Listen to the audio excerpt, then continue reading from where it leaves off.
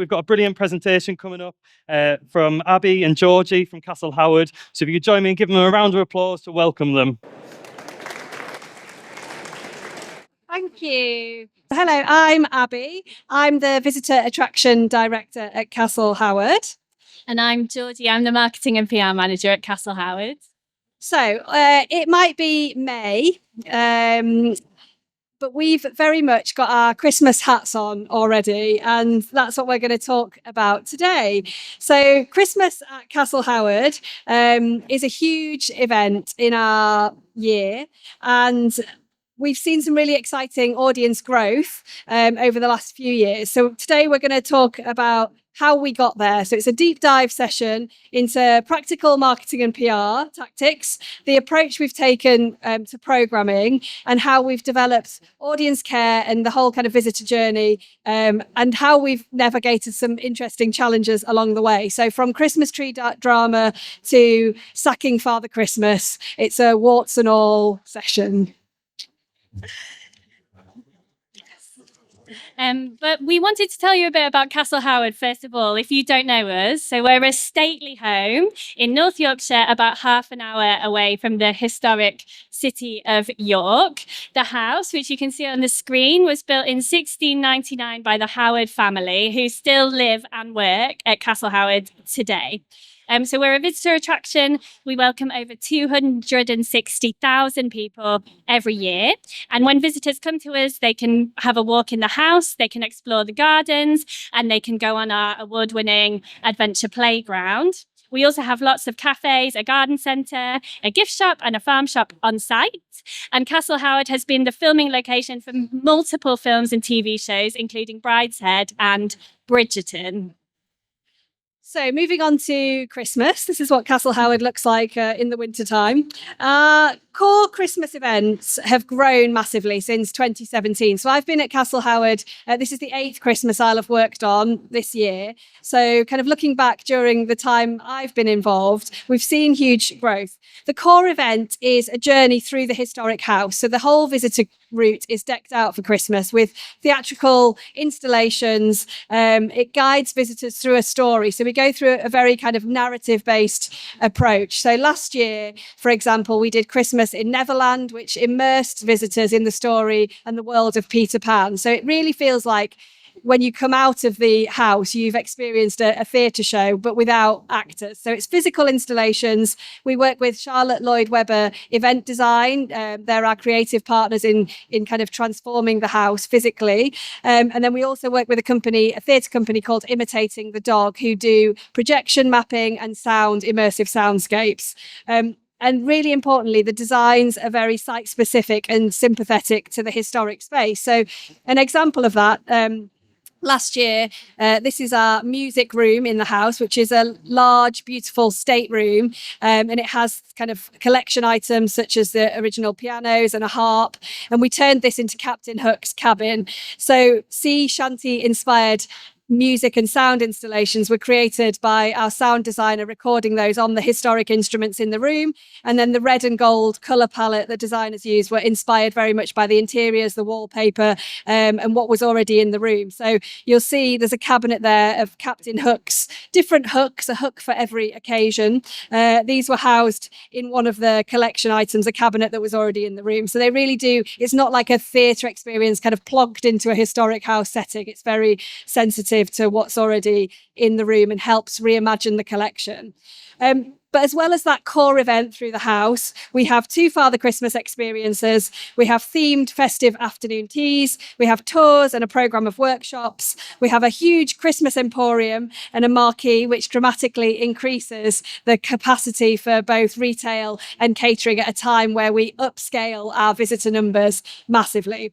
So we'll just have a quick look at some figures. So this shows our kind of trajectory across those years that we mentioned since 2017.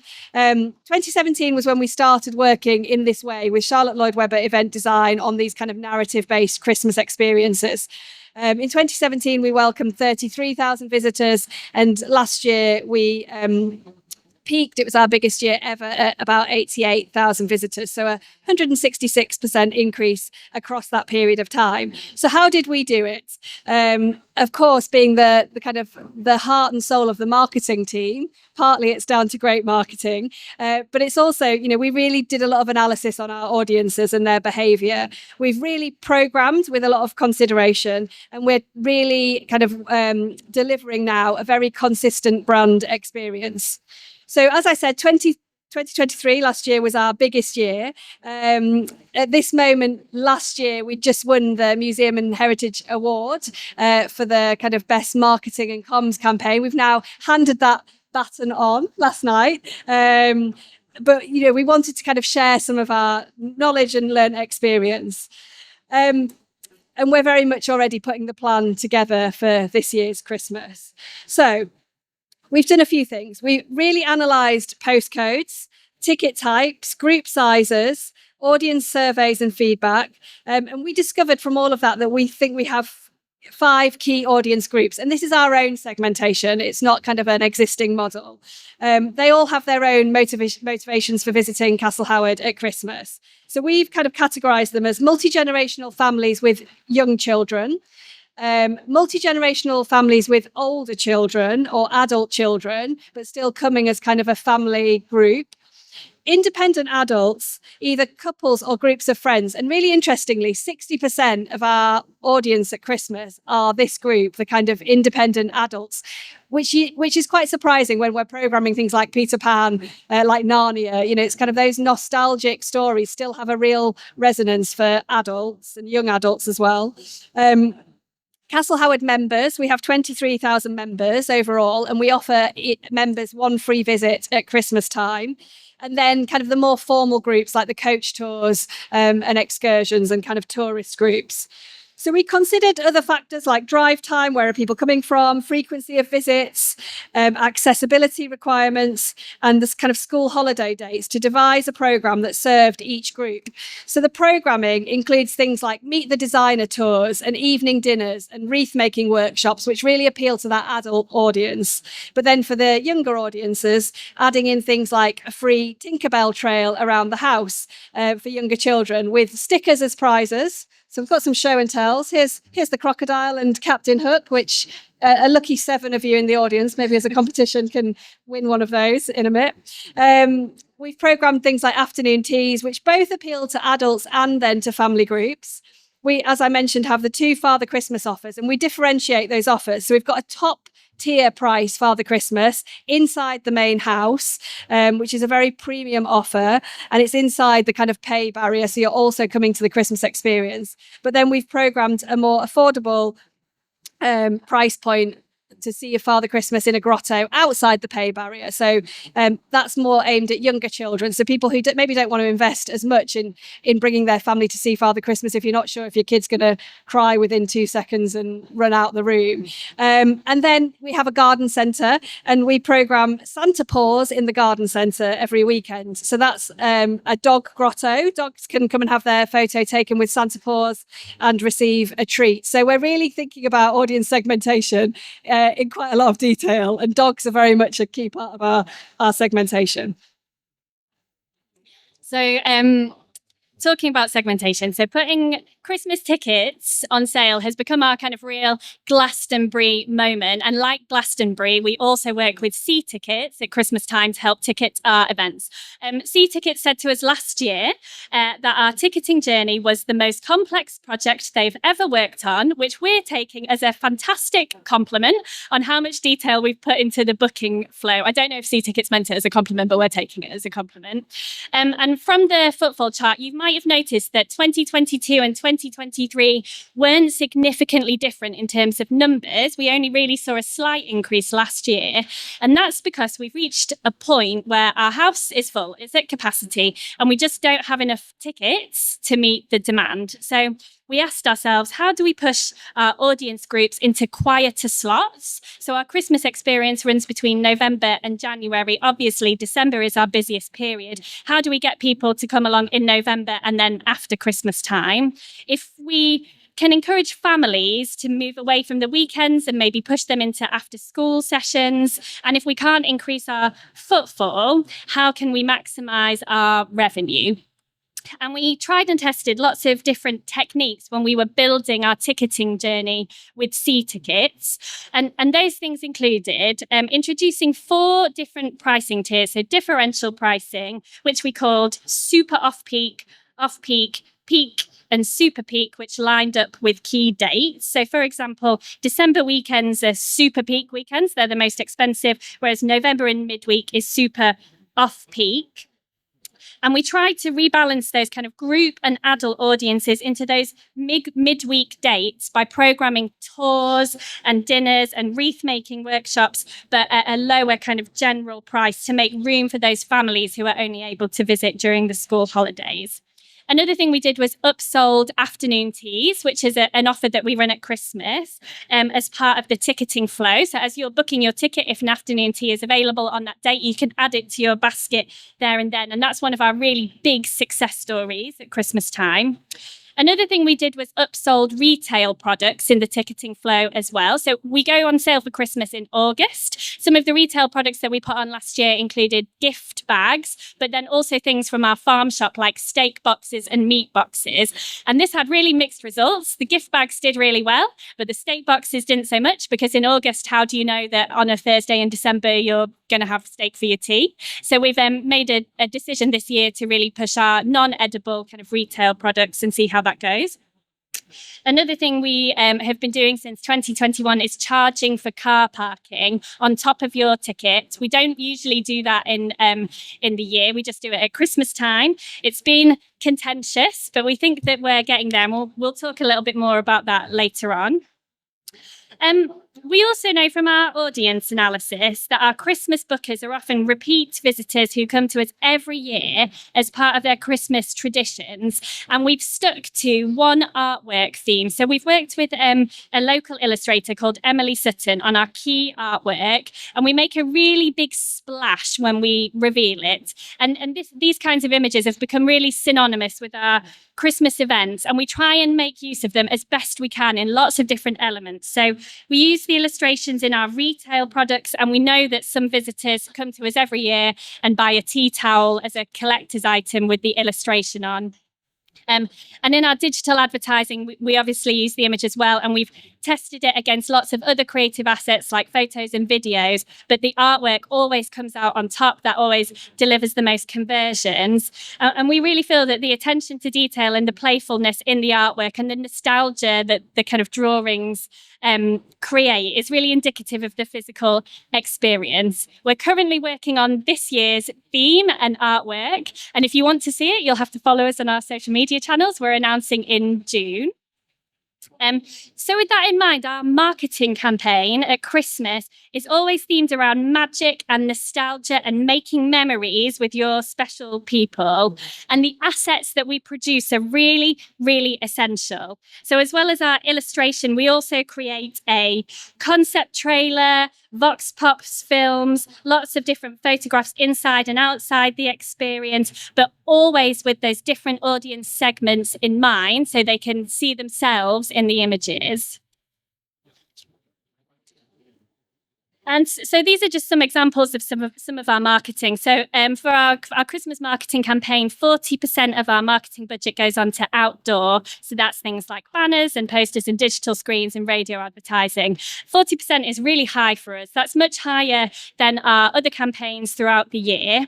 And it's really challenging to track. But what we know from all of that testing on that illustration is that our image is really iconic, and particularly photos and the illustration of the house, and we know it can really hold up against our other competitors. We always review what else is happening in the region, and we include things like pantomimes and Christmas markets and theatre shows as part of kind of Christmas competition. That like one event that people are willing to spend their money on as part of a family event at Christmas time.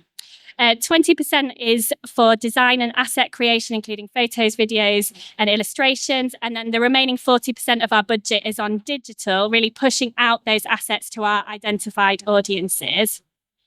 The other thing we've changed in the last couple of years is our press and PR strategy.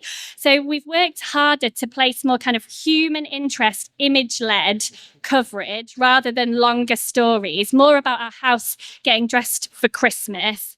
And the other thing we do is we carve out a whole day for press, and our list has grown really dramatically to include kind of influencers and content creators on that press day, as well as kind of traditional media and traditional radio stations. And this is great because we give that whole group first access. They're the first people that walk through our doors at Christmas, which makes everyone on the invite list feel really special. But it also creates a really big digital splash on that first opening weekend. And we don't usually pay influencers to create content, but we do provide that kind of amazing backdrop for them to make their own at Christmas time. We have, we'd like to show you the trailer that we've made. This is one of our kind of core assets. Just before it plays, we spent £2,500 making this trailer, which we used on our organic and our advertising channels. We filmed it in the summertime, and the voiceover is by Nicholas Howard. It involves lots of departments in kind of planning and storyboarding. And we really think when you're kind of creating assets, having everyone's buy-in is really important, because when the asset eventually gets out there, it encourages people to share it.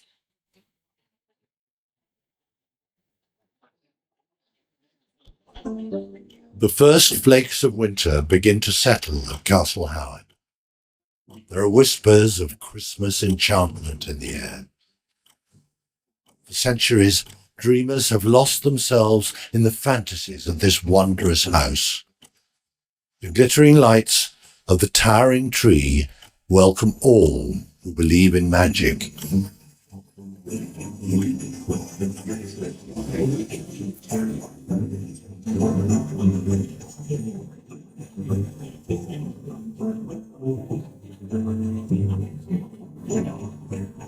Let the air carry you on, and imagine flying all through the night. You're transported to Neverland, filled with swashbuckling pirates, dancing shadows, and mermaids swimming in a deep lagoon as the second to the right guides you to a place where you'll never grow old. Was it festive enchantment or the house's whispered magic? This Christmas, let Castle Howard cast its fairy magic upon your heart and see wonder through the eyes of the forever young. Christmas at Castle Howard, where Christmas dreams become magical reality.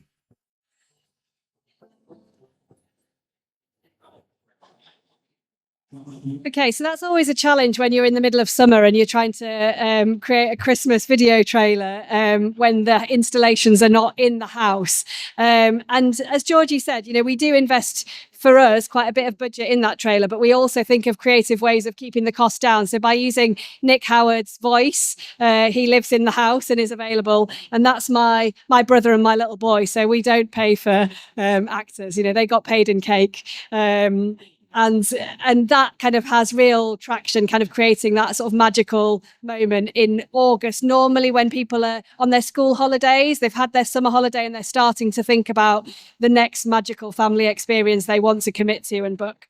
So I'm going to just talk a little bit more about visitor experience, which is this whole visitor journey. So once we've got people to site, how do we make sure the experience matches up with all this magical marketing and expectation that we've set? Our capacity has become more and more stretched as the event has grown in popularity. And we want to make sure everybody has a fantastic experience, of course. So we measure visitor satisfaction from a post-visit survey, as well as on site. And we regroup every week. So we have a Monday morning meeting where we analyse. I read every single comment that's come in, and we action anything we can change or adjust. So I think it's really important to be dynamic in that. It's, we want our teams to feel like if there's something niggly that's happening, if there's something that's not working, we can do something about it. We don't have to wait till next Christmas to try and implement something. We I suppose an example of that is during the first couple of weeks last year, we had a really cold snap, and we had a few comments, like it was becoming a pattern that people were complaining that whilst they were queuing to get into the house, it was freezing. They had maybe elderly family members, people who couldn't cope with the cold. So immediately we kind of bought blankets, hot water bottles, hand warmers, and just thought as a group, like, what can we do right now to try and help solve that problem? Of course, then the weather got warmer and we hardly used them, but we've now got a stash and a stock. So we recruit over 100 new staff every year to deliver Christmas at Castle Howard, and we put a lot of thought into training. So we call them our Christmas experience makers. And some of those people are people who've maybe volunteered or done other jobs throughout the season, but at Christmas, everyone comes together as this new team.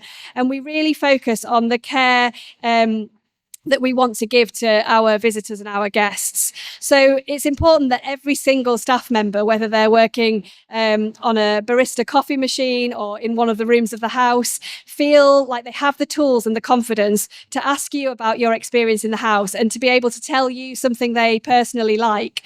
We don't need every staff member to have absolutely every answer, but we do want them to feel really confident in expressing that warmth and passion.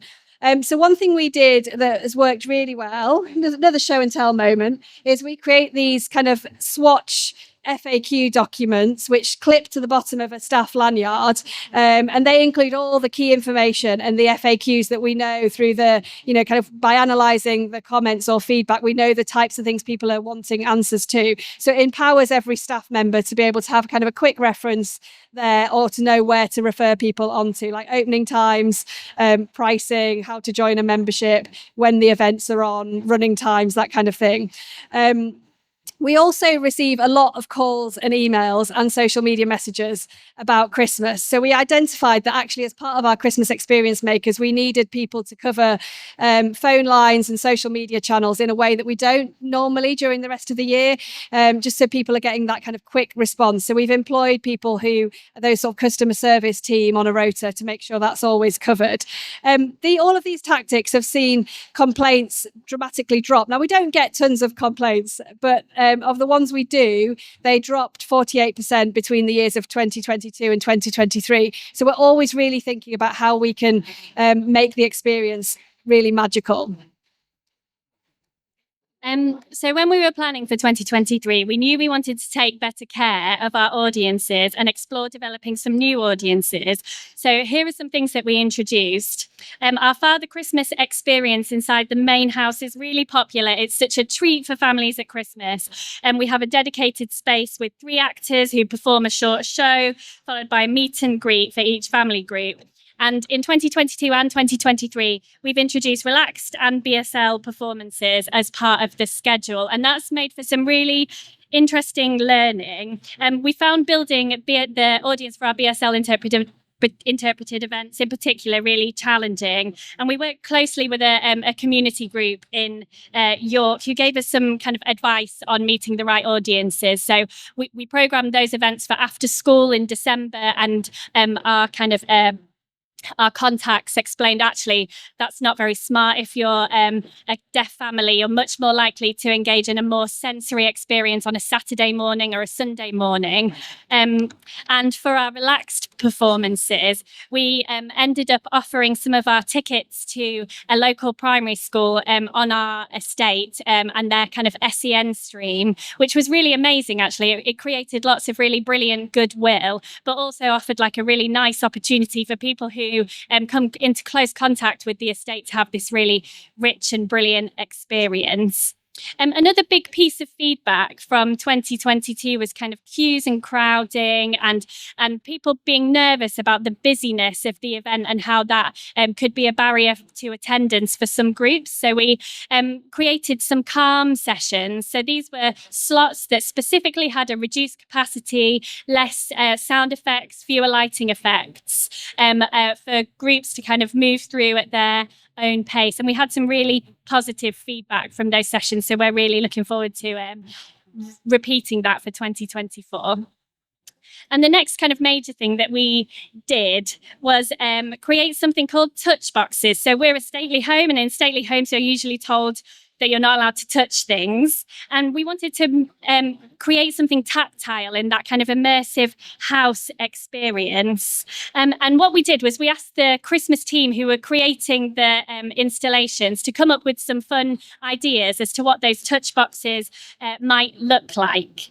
And we marked it on the Christmas guide. So these images are kind of screenshots from the Christmas guide, which showed you in which rooms you could ask a visitor assistant about a touch box. And the touch boxes ended up being really creative. So we already spoke about Captain Hook's cabin. The touch box in Captain Hook's cabin was a treasure chest that was filled with jewels. And from Christmas in Neverland, we also had Mrs. Darling's bedroom, and the touch box in that space was a sewing box. And we found the touch boxes gave our room guides an opportunity to engage really deeply with visitors, particularly families. And we were never prescriptive about how the touch boxes, or who the touch boxes were for in our communications. We just simply advertised them as for anyone that would appreciate a more sensory element.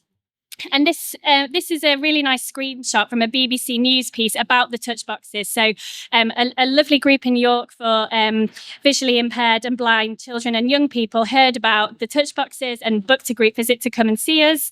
And this is one of the young people using one of the touch boxes. So that created some really just lovely PR for us, as well as enhanced kind of the visitor experience in a way that felt really rich and meaningful.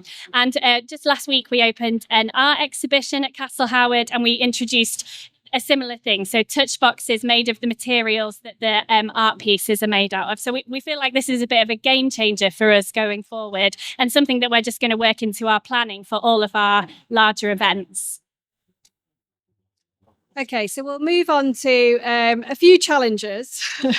Christmas tree gates being the first one. So this photo shows a 30-foot Christmas tree being winched into position in our Great Hall. It's kind of the central wow moment of the Christmas experience. And we take photos of this iconic moment every year, and it's always picked up as kind of a moment, you know, by the press as Christmas getting ready, being installed at Castle Howard.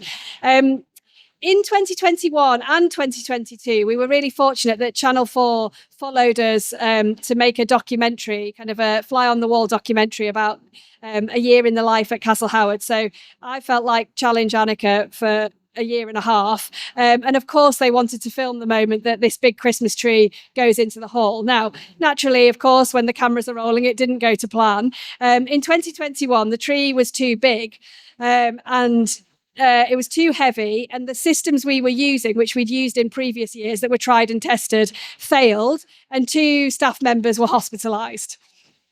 Don't worry, they're absolutely fine. But Channel 4 had just done a lovely interview with a man called Ken, one of our gardeners, who was on his final day working at Castle Howard. He was 80, and his interview was saying after they get the Christmas tree up, they were all going to go to the pub, have a lovely party. Unfortunately, Ken was one of the people who, didn't make it to see the Christmas tree going up. He was fine. He's absolutely fine.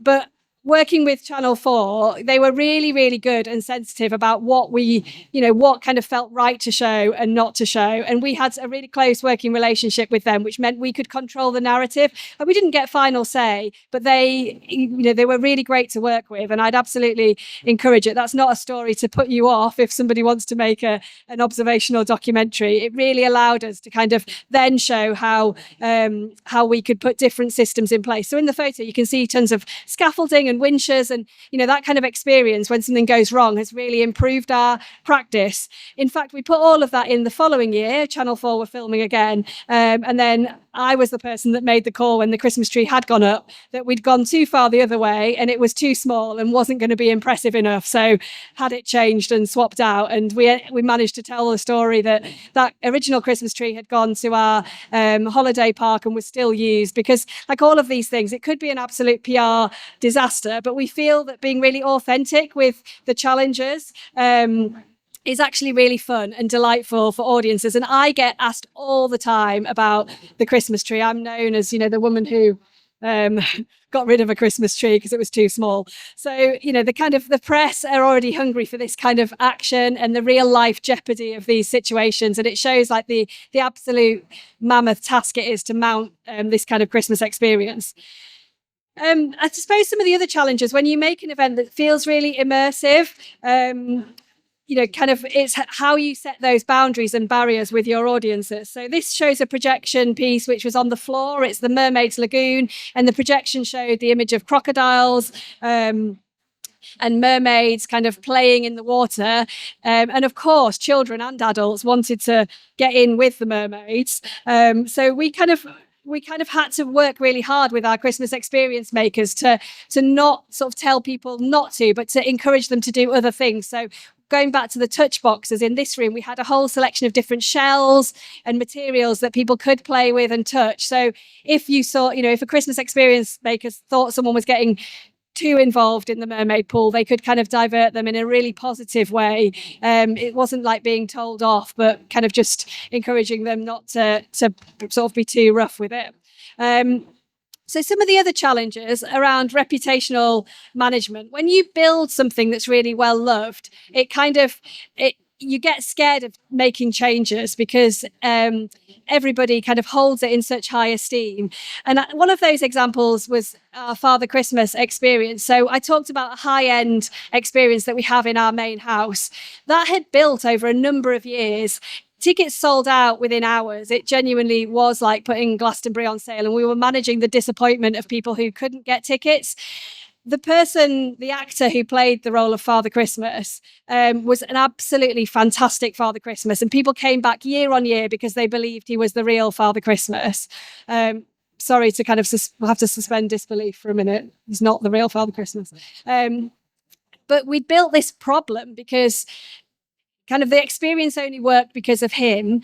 We couldn't increase the capacity because he only wanted to do his show in the way he did it. We were kind of managing all this disappointment for people who couldn't get tickets. And some of the highest priced tickets to see Father Christmas for a child for this show that he'd created was £75. It's a lot of money to see Father Christmas. So you really have to meet the expectation. And as a person, as a human, he was really challenging and kind of didn't want to join us on our journey of becoming more accessible and inclusive, and found all of that really challenging. So I was in this position where, kind of as an organisation and a brand, we really wanted to move in a direction, but people were very loyal to this particular character. So yeah, sorry, spoiler alert, we moved on, got rid of Father Christmas, and moved on with a kind of new set of actors who are doing a fantastic job. And it was a really tricky moment. And I think a lot of the families in our area wanted to see me lynched from the gatehouse because of it. And we got a lot of kind of hate over it, actually. But riding that storm and really in your heart, knowing what was right for our organisation, we couldn't carry on going down a track that then, if we're doing all these other fantastic, inclusive, accessible things throughout the rest of the experience, jarred then with what we were able to do in a different part of the experience. We collate FAQs in a lot of detail. They're distributed on the website as part of the booking journey when you book your tickets, in your confirmation email before you arrive at the venue. I think like one of our learnings is you can't over communicate those FAQs. It really helps streamline the customer service.